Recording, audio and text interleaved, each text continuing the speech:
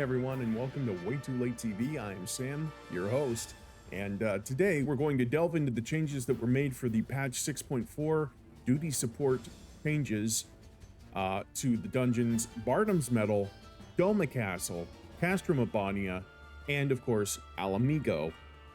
All Stormblood dungeons and the bosses within. I've got before and after shots of all of them. There were some non-significant changes and some very significant changes. Let's head over to the big board and get started. All right, first things first, the NPCs that you can take with you to Bardam's Mettle are Gosetsu on tank, a generic mole youth on healer, and both Hien and Lise on DPS. Here's the first boss, Garula. In the original fight, Garula would use its rush stretch line attack from wherever the tank placed it in the arena, leading to what could have been a very short or very long line. A very short line would lead to a very early death.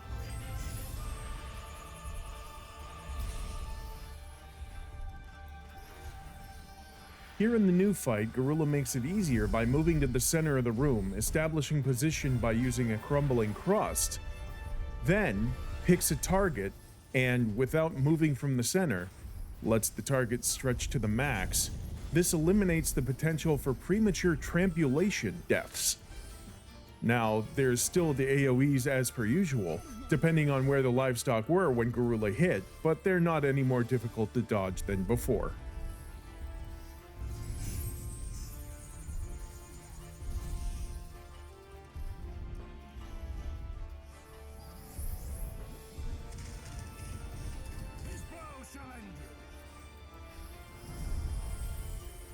Next up is Bardam itself, and while the Simon Says game hasn't changed at all, the NPC behavior could catch you off guard depending on what you're used to. So I'm here to let you know what to expect. Generally, the tank will take the upper pizza slice, the DPS left and right, and healer the bottom, when they're not following you like little ducklings. Lightning towers, the healer and tank go top, the DPS to the sides. They'll then move to the center to overlap the donut AoEs. And here's the one that nearly got me. They'll all run around the perimeter of the arena to avoid the following carpet bombing AoEs. Personally, I'm used to just running around and staying in my own pizza slice, so this was an adjustment.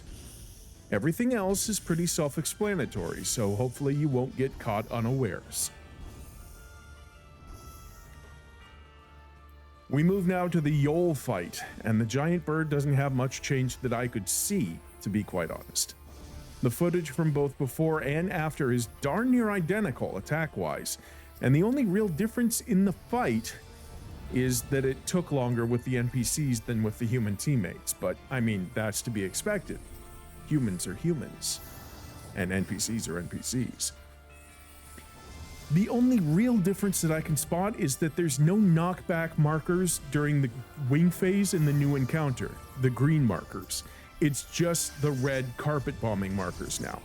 So if you get a marker on your head, don't expect to be knocked back to the edge of the arena and into the AoEs. Instead, just make sure to stand away from your teammates so they don't get hit. The NPCs you take into Doma Castle are Gosetsu as tank, generic Doman Shaman as healer, Yugiri, and generic Doman Liberator as DPS. The first boss, the Magitek Rearguard. In the before times, the Magitek bits that crossed the arena used to detonate immediately on contact with players. Now, in the 6.4 times and beyond, if they hit a player, they'll drop an AoE circle marker, and 3 seconds later, explode, giving you ample time to get out of the explosion. This makes it a lot easier for the NPC AIs, and for the human players as well. The second boss, the Magitek Hexadrone, with its bouncy beams all over the arena. If you touched one, it would send you flying backward and inevitably into other bouncy beams, pinballing you across the arena. Now, if you touch one beam, all the rest disappear after the first is hit, immediately. Pinball's canceled, friends. And the third boss, Hypertuned Grynewaht. In the olden days, he called down the buzzsaws regardless of where you had him in the arena. And when they picked a direction, there was only one safe lane not taken up by a buzzsaw. Now that we've contemporized, Nameday Boy runs to the center of the room to call down the buzzsaws. And there's sometimes, but maybe not always, two safe lanes, making it easier to get safe and stay safe.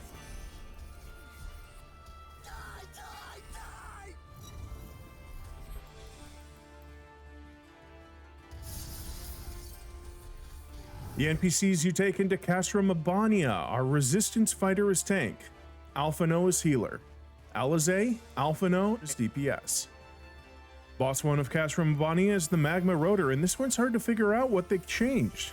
As far as I can tell, back before it had an unmarked mini tank buster spin it kept in its opening salvo that tanks and healers alike hated. In the Magma rotor of today, that mini buster spin is no longer in the opening salvo. There are, however, a bunch more targeted Magitek Fire 2 circle AoEs in Phase 1 to annoy your ranged. In Phase 2, after the first zip around run, I've got some bad news. The Magma rotor will go hog wild with the mini tank buster spin attacks. I counted at least 3 in the tanking phase alone, but there could have been more. It was not going to give them up that easily. Just be prepared for them. They hit lighter than before, but there's more of them.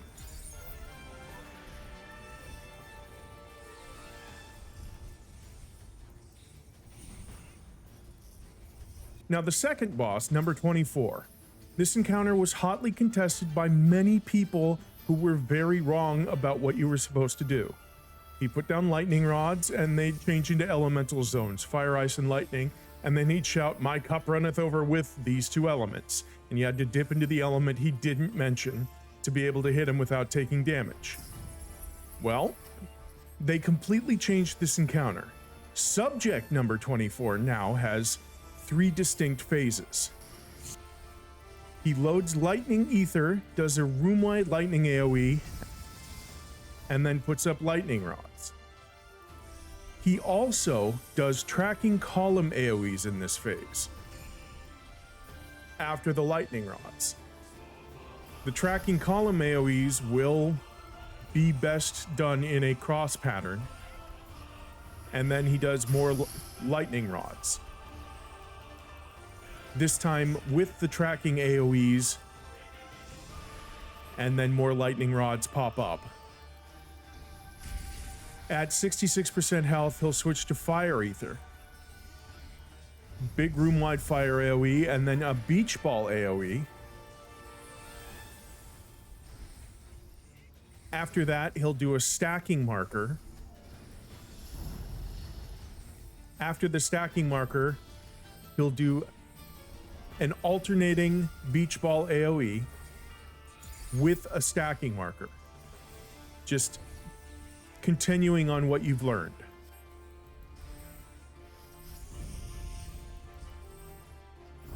After he's down to 33% health, he invokes Ice Ether, does a full-on ice AoE room-wide, then does a checkerboard AoE pattern on the ground. After that, he adds to it player-targeted circle AoEs and alternating checkerboards. And it's just dance, dance, bossolution all the way around.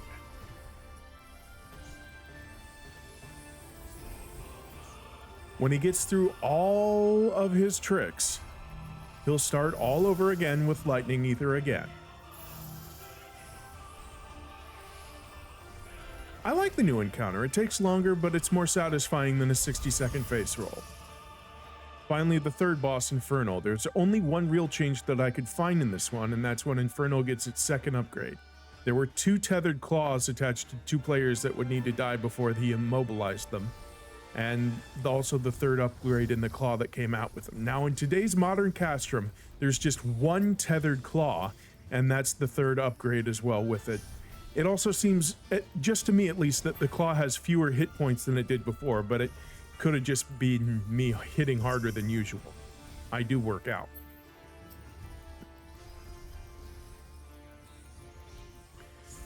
Now the NPCs that you take into Ala Mhigo are Arenvald as tank, Alphino as healer, and Lys and the Bull of Ala Mhigo himself, Ralbon, as DPS. The first boss, the Magitek Scorpion. I literally could not figure out what changed on this one. Nothing looked different. Absolutely nothing. Maybe I just was not paying close enough attention, but everything looked essentially the same. If you can figure out what changed, comment below. I'd appreciate it. The second boss, Aulus Mal Asina. The biggest change is that in the previous iteration, there were prototype Deathclaws that spawned alongside the Magitek bit lasers when your spirits are split from your bodies, that you had to dodge to become whole again. In the new duty support version, surprise! There are no longer the prototype Deathclaws trying to grab you and immobilize you, just the Magitek bit lasers to dodge. This is a huge change, and will make this phase significantly less tricky. Some of the Magitek bit AoE patterns in phases 1 and 3 have potentially changed as well.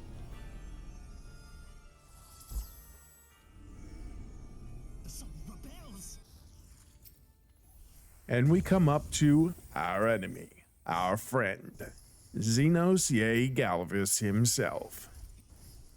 I didn't note very many changes, if any at all, on our Garlean buddies fight, but I did learn that unmoving Troika is triggered by a voice line.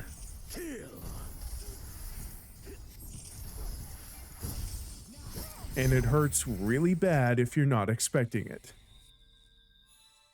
Especially on an Astrologian. That said, Ala Mhigo had the fewest changes of all the dungeons in my observation, but it was probably the one needing the fewest adjustments in the first place. So I want to thank everyone out there for joining me. This has been Stormblood boss changes for the 6.4 patch of Final Fantasy XIV. If you'd like to catch me anywhere on the internet, you can do so any time of the day, any day of the week, at waytoolatetv.com. That is waytoolatetv.com, and at waytoolatetv.com you will find my Twitter alternatives, my YouTube, which you're on right now, playlists for every series that I do, and a couple other bits and bobs that I'm sure you'll find entertaining. And that is all over at waytoolatetv.com. Catch the excitement. If you like the video, please do like the video. If you'd like to subscribe to the channel, please do. There's a button down there somewhere that says subscribe. Just click on that. Or if you can't find that, then click on my face in that corner, and there's a subscribe button right next to that too. That's pretty much all for right now. Good night, my night owls. Sleep well. Boop when you get there.